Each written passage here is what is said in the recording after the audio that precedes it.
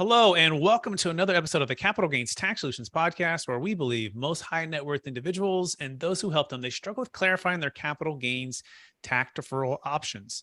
And, not having a clear plan is the enemy, and using a proven tax deferral strategy, such as the Deferred Sales Trust, is an amazing way for you to exit highly appreciated primary homes, businesses, real estate, cryptocurrency, eliminate the need for the 1031 exchange so you can create and preserve more wealth. Hey, we're also streaming on Expert CRE Secrets podcast as well. Each episode, we're joined by some of the best real estate, financial, wealth, and business minds in the world, where they share their ideas, deal stories, and inspiration. So together we can make complex tax deferral strategies simple and passive income plans achievable. Hey, I'm excited about our next guest. And he's ranked number one ranked residential broker with Sotheby's International Realty, providing high-level fiduciary services, specializing in single-party seller representation and marketing to the wealthiest audience in the world. In fact, he was nationally ranked in the top 0.1% by the Wall Street Journal, ranked number 8 in Southern California for Sotheby's International Realty for 2021.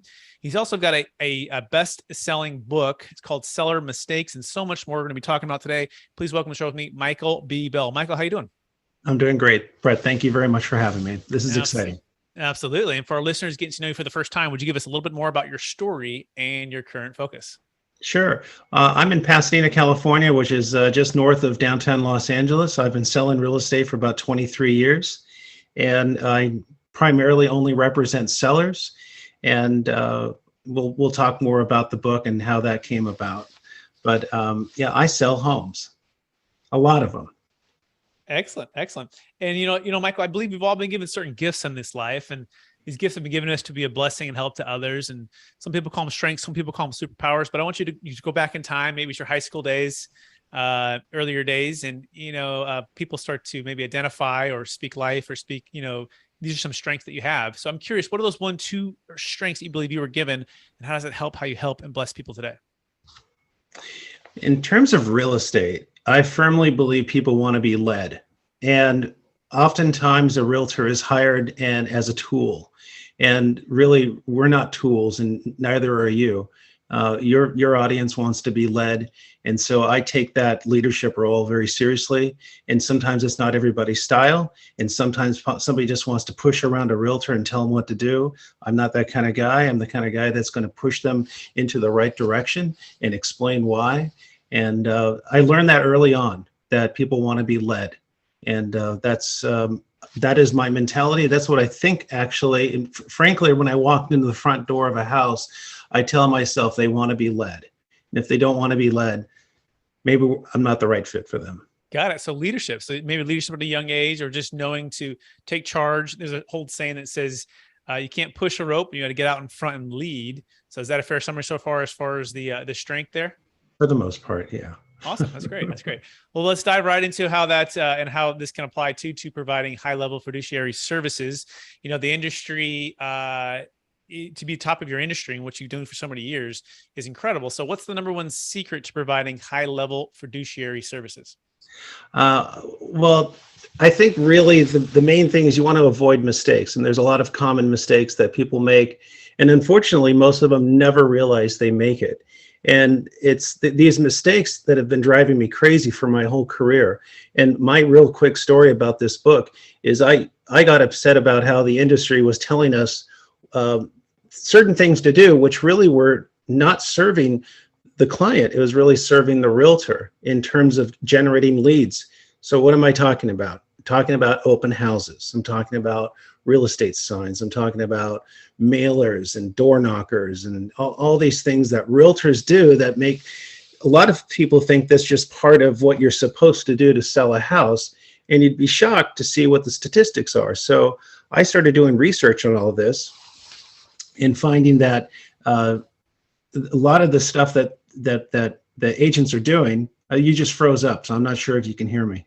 Still here. Keep going. Just Okay. the video might have to catch up to us in a couple seconds, but keep going. Got it. So I started writing what's called a white paper, and some folks that may know about those, it's kind of like a research paper. And I love statistics. I love data because it doesn't lie. And found that not only were, for example, open houses almost completely ineffective, they're incredibly dangerous. And so I started writing a research paper. I met a guy who is a publisher, and he said there's a great book there. And I thought, well, I'll write a book. So it took me 5 years to write a book. And if any of your listeners are out there listening and thinking about writing a book, let me tell you, it is hard. It's a lot of work. I never want to do it again, but the results has been fantastic. I was hoping to sell 200 books. I sold 38,000 books. It hit the Wall Street Journal bestseller list last September. It was number 3. I've never written a book before. It's just, and it's really taken off. And I think it's because there's been a real thirst for this kind of information, because it's out there, but it's not really out there. The real estate community knows these numbers, but we don't really tell people what the true effective is of a lot of their actions. For example, we just talked about open houses, and open houses have about a 3% effectiveness rate, but most home sellers believe that you have to do open houses like crazy to sell your house. But guess what? If you're a real estate agent, you want to do open houses, because guess who comes to open houses? Potential sellers, looky-loos, and neighbors. Real buyers don't really go to open houses. Now, they will go to open houses, but if somebody really wants to buy your house and there's no open house, trust me, motivated buyers will make an appointment. Makes sense. Okay, so the number one secret is avoiding the mistakes of maybe the conventional thinking of certain things that are going to be effective for sellers. So really giving them what's the meat, what really works. And one of those, for example, is open houses. Is that a fair summary so far on the first secret? That's one of the many secrets, yeah. And just to go back, it's funny that I think your audience would appreciate this. The working title of the book was High Level Fiduciary Sales. And for folks that understand what a fiduciary relationship is, it's a very high level relationship that you have with a client. It's the same type of relationship a doctor has to his patient and an attorney has to his client or her client. And but it's kind of a boring title. So I just focused on seller mistakes. And one of the first mistakes in this book, and I'll show this book. It's not trying to sell the book, but I'd be happy to give it away for free too if anybody wants to reach. I'm not trying to sell books. Let's just put that out. I want to get the information out there, and it's on Amazon. But one of the number one things you can do to make sure you don't make mistakes is hire a really good top agent. Same in your business. There's a lot of folks. I don't think there's that many folks that do what you do. There's just a lot of realtors out there, let me tell you. But you really have to hone in on the number 1 or number 2 in your marketplace, because usually they'll avoid all the mistakes that the common realtor makes. So hire the best is secret number 2, right? Don't settle for those aren't as experienced, those aren't as proven. Pick and find the best. That fair summary for secret number 2? That could be number 2. One of the other secrets is what's called avoiding dual agency. And avoiding dual agency means, it may sound really good when your realtor has buyers for your house. The real estate agent comes to your house and says, I already have a pocket full of buyers. I already have buyers that want to buy this place. Let's just work with them. Big mistake. Big mistake. I'll tell you why. If you want to get market price, and most people want to get market price, because market price is the highest price you can get for a property. There's no such thing as over market price. That just doesn't exist in the universe. But if you want to get market price, you really have to put your product out into the marketplace. It doesn't matter if it's a car, a house, or a watch. If you want to get market price, you're not getting market price if you go with the realtor that already has a buyer in their pocket. And that's what's called a pocket price. In our industry, the jargon is pocket listings or a pocket buyer. You want to avoid that. And what's interesting is that there's 5 states in the United States that do not allow dual agency. It's such a bad part of our industry, but there's all these other states, including California, that allow it. And the argument is in our legislature is that it's not fair that if a buyer really wants to buy a house, that they shouldn't have to go down to the stationery store and get their own contract and negotiate for themselves. They should be able to call the agent that's on the real estate sign and be able to go directly. Now, that's a smart argument in a way, but if you look at it, in California, 1 in 42 people in the state of California has a real estate license. It's not a shortage of real estate agents. You can always find representation out there.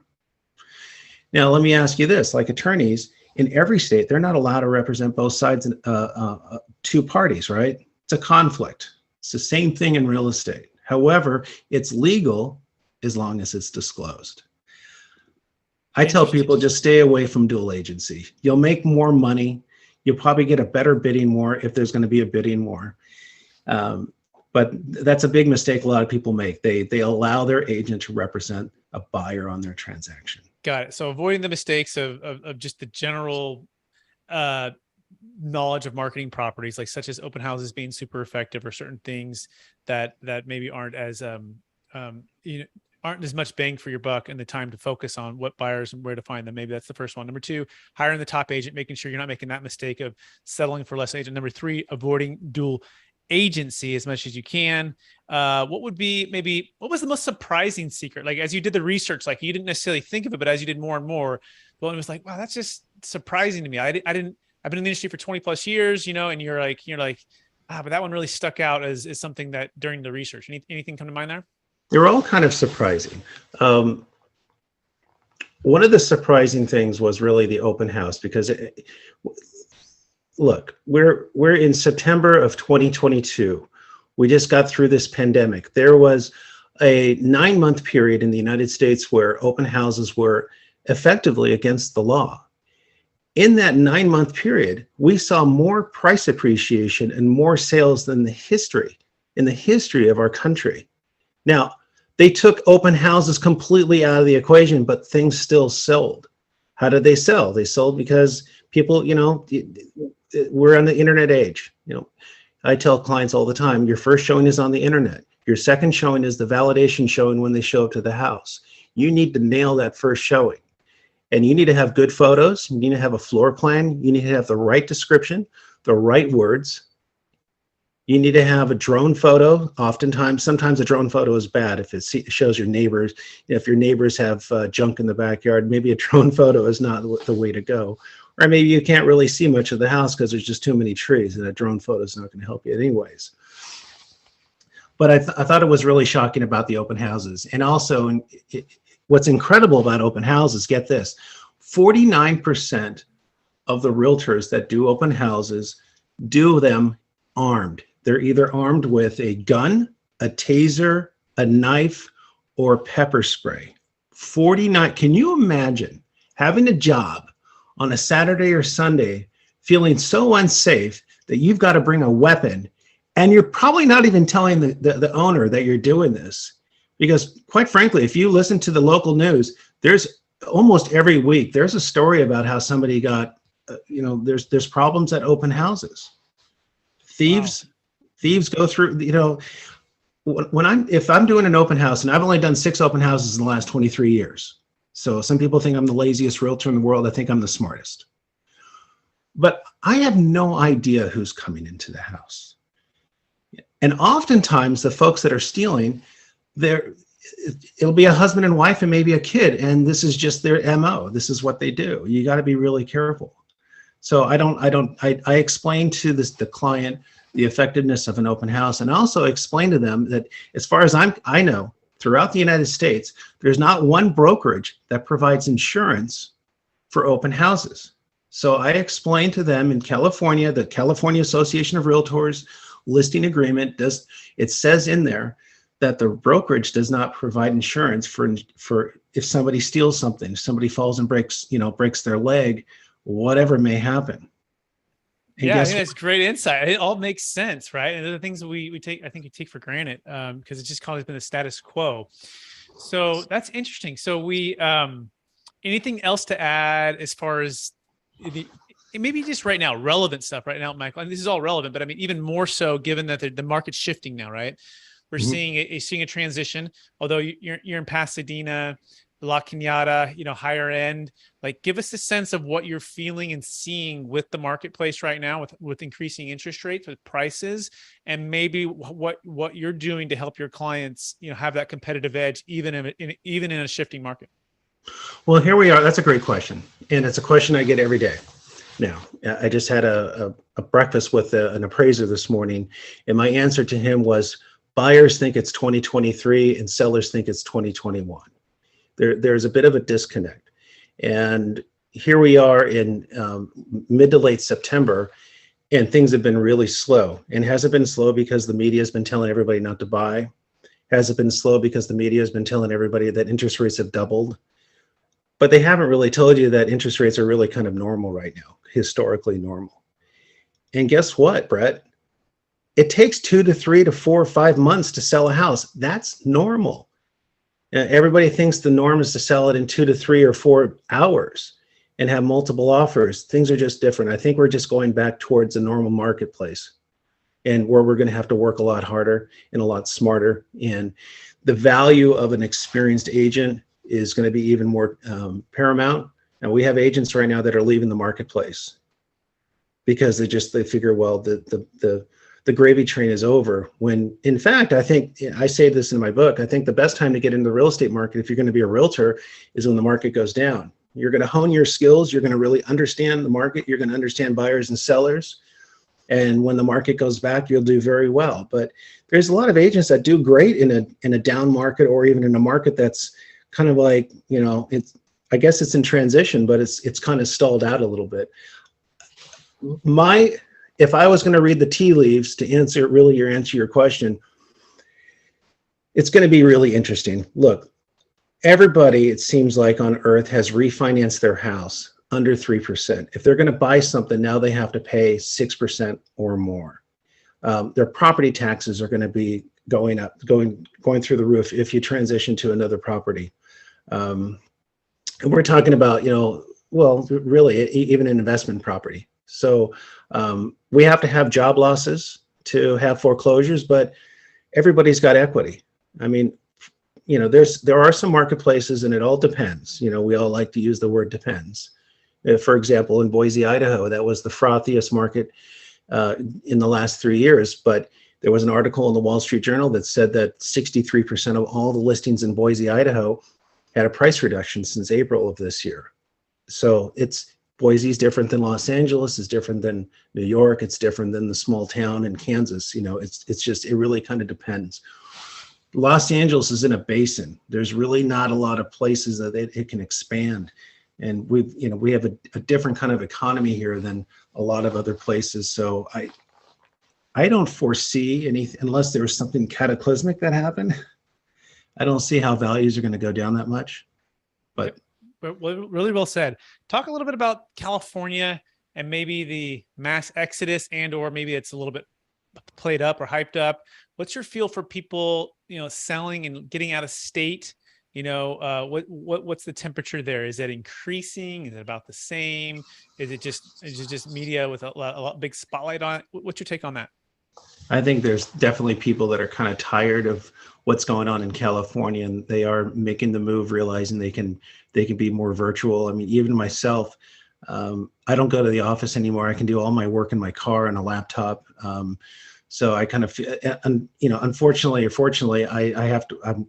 I'm here. I have to be here. I would love to be in Boise or Spokane or something like that, but I think a lot of people are coming back to the cities, and the secondary markets are having a little bit of a pushback right now because people are realizing, geez, I'm going to get laid off if I don't come to work. I mean, that's what Tesla's doing.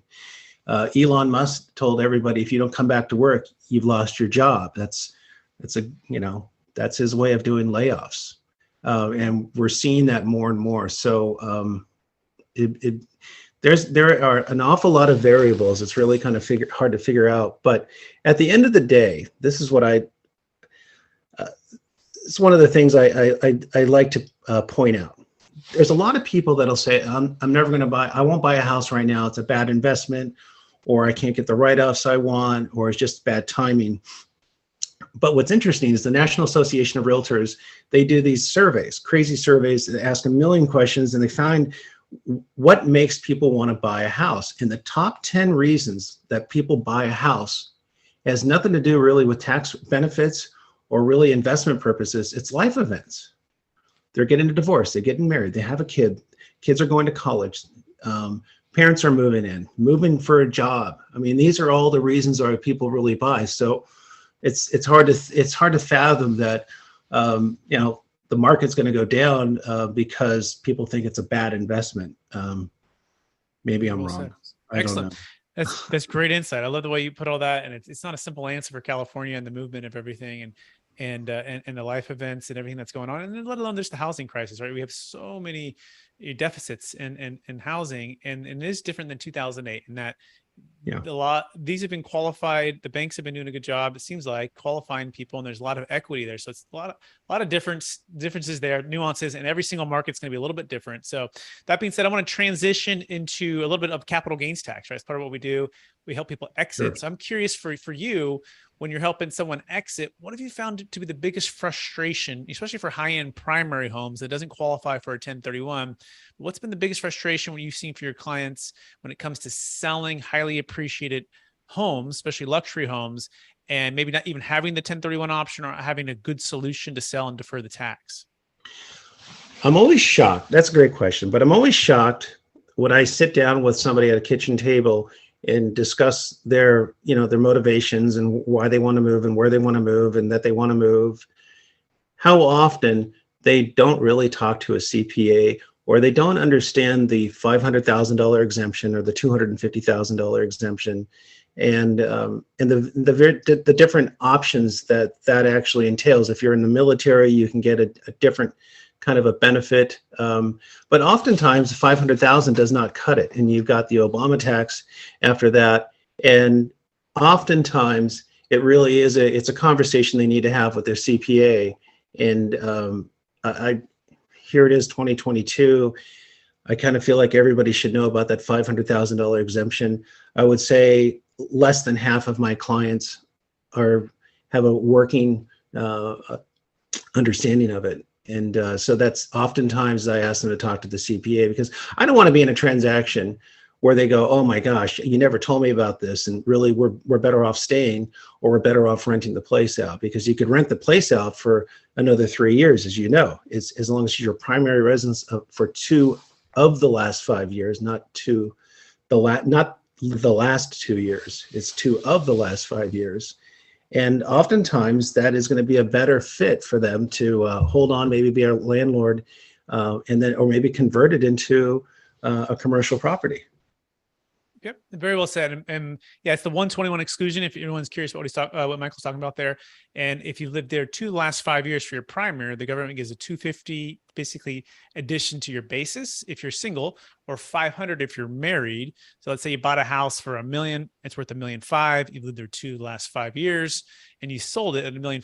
You have no capital gains tax. It's one of the best strategies to use to build some wealth that's tax-free. In fact, my wife and I did it for our first house. We bought it for $135,000 at foreclosure. We sold it for 2 years later for $250,000, and it was great. And but if you do get beyond that, we do have another solution called a Deferred Sales Trust for anyone who's wondering, and it works for primary homes. In fact, we just did an $8 million deal in Palo Alto off of University Avenue, and he had bought it, and his basis was about $6 million. He had 5 kids. They're all gone. He's single now, and he's looking at a substantial about $2.3 million gain above and beyond his base, his 121 exclusion. And he's able to defer about $800,000 of tax. And so if you want to learn more about that, you can go to capitalgainstaxsolutions.com. It also works for cryptocurrency businesses. You can save a failing 1031 exchange. That's capitalgainstaxsolutions.com. That being said, Michael B. Bell, you ready for the lightning round? Sure. All right. Knowing what you know now, if you could go back to your 25-year-old self, what's the one golden nugget you'd make sure to tell yourself to do? Boy, I'm not prepared for this. Let me think. One golden nugget. You said when I was 25 years old? Yeah. If you go back to your 25-year-old self and you're like, Michael B. Bell, here's what I would tell you to do. One thing to add or subtract.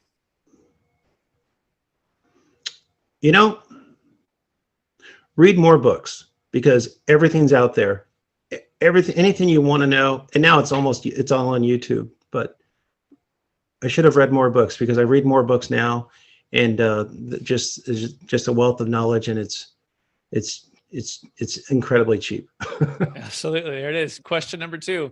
What's the number 1 book you've recommended or gifted the most in the past year? I'm just reading for the second time The Go-Giver. I forgot who the author was. Amazing book. Great book. I just reread it again for the 3rd or 4th time. Question number 3. What are you most curious about right now? Well, I've got two boys, and we're looking at colleges, and it's a lot different even 5 years ago. But I graduated from college almost 30 years ago, so but to go through the journey with my junior who's in high school it's amazing, the college industry, the application process, and all the craziness that's happening with all of that right now. Yeah, For sure. it's Let me know. I got some kids coming behind. My oldest is 12 right now, and then I got 4 below that. So I got to you take notes and let me know what you learned there. Second to last question: what's the number one leadership quote or theme that you strive to live by? There's this Rick Rubin. I like quotes. I like little quotes. Rick Rubin is a record producer, renowned. Van Halen, my favorite band. All these, anyways. I love this one quote. It says, "Just take the first step. It doesn't matter if you're going in the right direction or not. Just take the first step." Love it. And yeah, just sometimes you're gonna screw up, but just take the first step and make sure you're moving. Excellent. Last question, and we'll wrap it up. For your in your history, right? Everything you've done, people you've helped, all the clients you've helped, being the top in your industry. What's the habit you try to practice to stay centered in your values, and then also stay encouraged to charge forward to reach even higher heights? I'm in an interesting business because you never know where your business is going to come from, and it could come from a parking attendant. It could be from, for me, I was really nice to a guy that was pumping gas, and he had an old car, and I was chit-chatting with him. Just be nice to everybody, treat everybody the same way. You never know where any of that is going to lead. I do a lot of business, and people ask me, how did I get this, that, or that listing? And oftentimes they won't believe me how I got these, just hiking in the mountains. Just be nice to, chit-chat with people. Just be of service. Be nice. As Lalo Salamanca used to say in Better Call Saul, be nice. Great show. Go ahead. Last thought on that? I'm sorry? Does you have a last thought on that? Or yeah, that was it. Just be nice. Awesome. Fantastic. Michael B. Bell, I want to thank you for being on the show. I want to encourage you to keep using your gift of leadership to lead people, to help them create and preserve more wealth in their in the sales of their houses and anything else that you're helping people with. And I want to thank you for being on the show. For our listeners who want to get in touch with you, would you remind them one last time what's the best place for them to find you? My website is michaelbbell.com. There's 2 B's in there. They can also go to sellermistakesthebook.com. And if you'd like to have a free audiobook, I'd be happy to email it to you if you're into listening to me for 3 hours. Amazing. Thank you, Michael B. Bell. And also I thank our listeners for listening to another episode of the Capital Gains Tax Solutions podcast. As always, we believe most high net worth individuals and those who help them, they can struggle with clarifying their capital gains tax deferral options, and not having a clear plan is the enemy. And using a proven tax deferral strategy, such as the Deferred Sales Trust, is an amazing way for you to exit highly appreciated primary homes, businesses, real estate, cryptocurrency, eliminate the need for the 1031 exchange so you can create and preserve more wealth. If you want to learn more about that, you can go to capitalgainstaxsolutions.com. Talking about books as well, we do have the new book coming out with Kevin Harrington from Shark Tank, Building a Tax Deferred Exit Strategy. So look for that to come out here soon. And appreciate everyone listening to us also on Expert CRE Secrets. We're also streaming live too as well. Check out the YouTube channel. Hey, everybody. Thanks so much for listening. Please rate, review, subscribe as best you can. We so appreciate